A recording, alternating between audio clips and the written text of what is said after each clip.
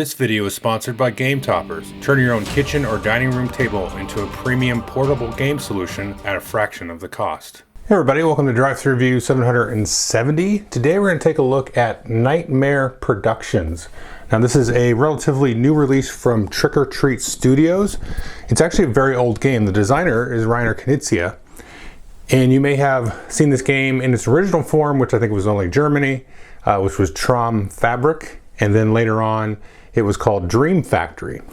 And now it's got a new implementation here. And what this game is you are going to be basically movie studios producing horror films. And each player is going to have kind of their own little set of films that they're going to start to get actors or in this case, different horror villains and all of their kind of like movie making components and bidding on those to kind of make the best movie or sometimes the worst movie. So let's go down to the table. I'll show you how it works. It's very simple. And I'll talk a little bit about the components, which have gotten kind of a nice update here. And then we'll come back and tell you what I think. Okay, here you can see the main board kind of set up to begin play. A couple of things to note here. You've got this sort of track here of this kind of movie reel that's over here. What players are going to be doing round over round is bidding on the tokens that are in each of these little spots here on the track, sometimes face up, sometimes face down. You're going to be taking these tokens, and you can see a couple of things about them. They have kind of a star rating. This is kind of the value they are to the picture that you'll be making. And there's also a type here, so there's a little icon there for that type of character here, and this mutant freak, it's got another icon there for that kind of character. And what you're going to kind of be doing is sort of cutting up and assembling horror films. Now, if we zoom out just a little bit here, you can see there is a little circle of different numbered tokens, which I'll explain, and then also some different trophies with different values. So you can see worst movie will give you 10 points, best casting 10 points, and in the middle there you've got trophies for best movie of the year and so on. Now in front of each player there will be a screen like so, which gives you kind of a game summary there.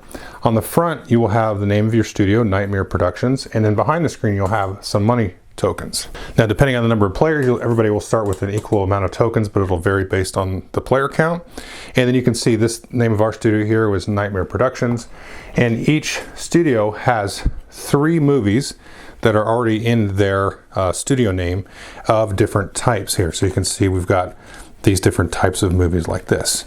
Now there will be a stack of movies here that will be off to the side. So as you complete a movie, you can draw new ones out of this stack to try to build those up.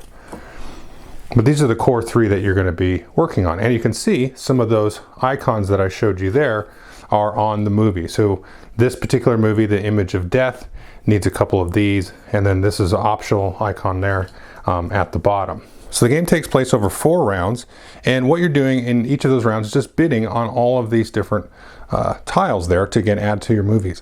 Now obviously what you're trying to do is win these awards. The first thing you can see here is this stack here of legendary monsters. And the start of each round you're going to flip one off the top there. There's always 4 of them, so it acts as kind of a round counter. And then players will bid. Now starting with the player who has here the start player token, players will take turns bidding out loud what they wish to bid there. It will go around and around the table. Once you pass, you're out of the bidding. The player that wins the bid will take the tile or tiles that are in that spot and the start player token there.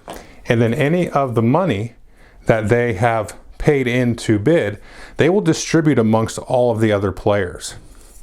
So if we were playing a 3-player game and I had, let's say, won this token here with $5, each of the other players would get $2, and then the remaining remainder will go onto the board there. Now this leftover money will be combined with any money paid out in future auctions to then being distributed amongst all the players. So you're going to work your way down here, and you can see other than that start space, these other spaces will give you a number, and these tokens here, these are of different types and so on, and these will have different icons and values there that will go onto your board, and you'll draw a number of those tokens equal to that number out of this stack here, which we've set aside next to the board. So those will be constantly be coming in at the start of each new round in each of those spots. Now in addition to these spots with the number, there'll be 2 spots on this track that are labeled HorrorCon. These will have face down tiles equal to the number of players. So in this case, in a 3-player game, we'll have 3. When we go to resolve this spot, what we're going to do is we're going to flip all of these up, And then players will have an option, this is funny, these are all the same. The players will have an option to just take one of these. And the order that you take these tiles in here is done by adding up all of the stars on your creature tiles. In this case, this one has none. And also any of your cameo tiles here, which are optional on all of the different films there. So the player with the highest total stars among creature tiles and cameo tiles will get the first choice. Ties are broken, starting with the start player. And then each player will just take one of these and then add them to their movie. So that's how you work through the track. That's pretty simple. So let's take a look at some of the productions that we have in play here. Well, let's say we had won that first legendary creature. You can see this icon here will match that particular one. So you have a choice whenever you win or take one of these tiles, which of these productions to put the movie on. So there might be a little bit of strategy involved there. And again, the cameos down here, these are entirely optional, but you are not considered to have completed the movie until you filled in all of these required spaces here. And you can see some of these have multiple possibilities. Like here, we've got a director that can go there. And there are also tiles here, which we saw a little bit earlier. These are contracts, and these can be placed on any of these spots here. Except, of course, the bottom spot, that's only for cameos. So again, once you fill it up, let me see if I can find another creature here. So what would happen now, once we fill this up, we're going to total up the stars. So each of the films comes with some stars on it. So it says 3, 7, 9, 11, 13, and 15. What's going to happen now is we're going to find the matching number over here and go ahead and take it. So that's kind of the value of the film. Now, in the case that there's 2 of these here, you of course take the top one, which will have a plus. Then the next player to get a 14 will take that. Now, if this wasn't there, if the 15 wasn't there, then you would take the next lowest one down. In this case, it would be the 14 plus. If these were all gone, then you would be stuck with taking the 13 plus. So you'll take that, you'll put it on the film there. And so now you've got the running kind of total of what that picture is worth. So again, if you were the first one to do this type of picture, see the green one there, you would take this one here. This would be worth 5 points at the end of the game. At the end of the round, if you have currently the best movie in play, you'll take this one and keep that. And again, you could get multiples of these per round there. And then again, at the end of the game, we have 3 of the best movies of the year in each of the different types. So if you have the best of this kind of movie, you would take that trophy, and then these other ones match with these other kinds of movies like that. Now, if you have the lowest numbered movie, let's say you somehow magically got a movie that was a 1, you might try to get that towards the end of the game when a lot of the numbers are taken up. Then you will get 10 points for the worst movie of the year.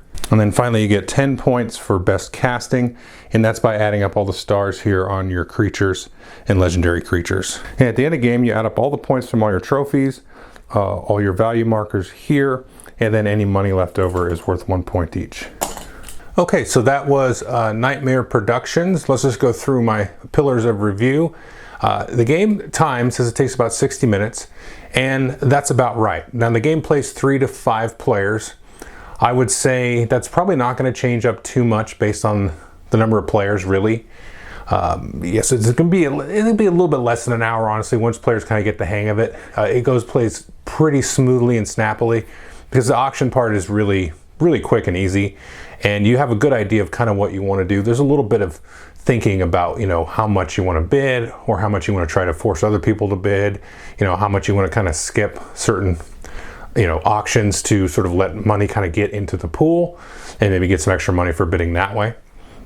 But I will say, as far as the player count, I kind of prefer it the 3 and the 4 player. The 5 player feels like he just kind of can get behind the 8 ball a little bit in the auctioning and the bidding. It's not a terrible experience, but I would vastly prefer 3 and 4 because it just feels like you can get more involved, with creating the productions and not really miss out on some stuff that way. So it's a little bit too tight, I think, for me at the 5 player count. But again, I don't hate it. I would play it. It's a pretty quick, snappy game, looking at that 45 minute to an hour range. Now, the one neat thing about it, so let's jump into my last pillar. What do I compare this to? Well, a little bit of history lesson for me anyway, is the first couple times I had played this way back when it was Strum Fabric, I really didn't like it. It didn't really, and the thing was I played it with 5 players. And I really felt like it just wasn't really that involved. But several years later, I had played it some more when it was Dream Factory, and then really enjoyed it. Played it at some of the other player counts and really enjoyed that as well. So this is just a direct kind of port of those older auction games. And it's very similar to a lot of, real kind of straightforward auction games, lots of Reiner Knizia auction games. You've got Ra, you've got Modern Art, you've got Medici, you've got some other ones. But it's right in that kind of, Modern Art Medici level where the game is just the auction, really. There's not like a lot of window dressing around it in terms of mechanics. It's just a pure sort of straight sort of eyeballing your neighbor, bidding and looking them in the eye and trying to, figure out what the right kind of valuation of what's on the board at any given time is. So it's a lot like that kind of thing. Now, the thing that sets this apart, which I have seen, I think, in one other game, and I can't remember what it is, but you have that sort of closed, I remember what it is. It's the game called, they remade it. It's called Neue Heimat. It's an old German game. I can't remember what they called it when Capstone Games brought it over. But it's one of these things where you have like a closed money system. So all the money in the game is all the money you're going to get, because everybody gets, depending on player count, like 10 or 12 million dollars, the little chits. And that money just kind of stays in the system. And that makes it, to me, kind of sets it apart from a lot of auction games. There's not like an income phase where you get extra money. It's like you've got what you've got, and you've got to sort of wheel and deal kind of with the other studios in a way where you're kind of like sharing that talent, but it's just a closed system. And that makes it really cool, and it just adds an extra dynamic to the whole auction part of it, because like I was saying, where you're kind of waiting for the right time to pull the trigger, and there's a little bit of chicken involved, because it will get varied up based on how quickly or what choices players make in terms of which films to produce, because certain tokens will be more or less valuable to you at any given time. So that whole kind of timing and watching aspect, it just kind of adds to that with the closed money, because okay, well, if I can get them to bid a little bit more, they need it more than me, that's going to maybe give me and the other folks at the table some influx of cash to be able to try to go and get these other things, which will be better for us to get the most points. And then there's a really, really cool, interesting part of this game with the whole worst movie production, which has a nice kind of twist that sort of kind of balances out the end of the game, where you can really try to kind of tank a movie, which is just really neat. So all those kind of dynamics work really well. Now, comparing this one to the older editions, this one would probably be my favorite in terms of the theme, because I like the kind of vibe this gives, where it's kind of a cut up of the movie production process. It feels like very movie studio oriented, where you're like, oh, well, we're going to have the werewolf in this one, and then we'll throw the mummy in here, and then we're going to have this, and that'll be our big twist for the season, for the horror movie season. And it feels like very like disingenuous, not in terms of the game, but like in terms of the theme, but like in the best way, where you're like, you are this very disingenuous movie studio that is just trying to hack together the latest buzzwords in terms of like horror movies. And it just works really cool, because the kind of the cartoonish artwork in here, and kind of just the fun theme, a lot of the names of the different movie studios and stuff, and some of the movie names and all that kind of stuff is just silly. And it just adds to the silliness of it. And you can kind of imagine a world where there are just these like cookie cutter horror movies that are just coming out, and they're just like mixing and matching just different villains and stuff like that. And that has a neat kind of thing. And, Dream Factory kind of had that thing where they had like fake actors and all that kind of stuff. And that was neat, because it was kind of had the same vibe, but something about sort of targeting the horror genre specifically just really works here, I think, in terms of that theme. So yeah, I definitely recommend folks take a look at it.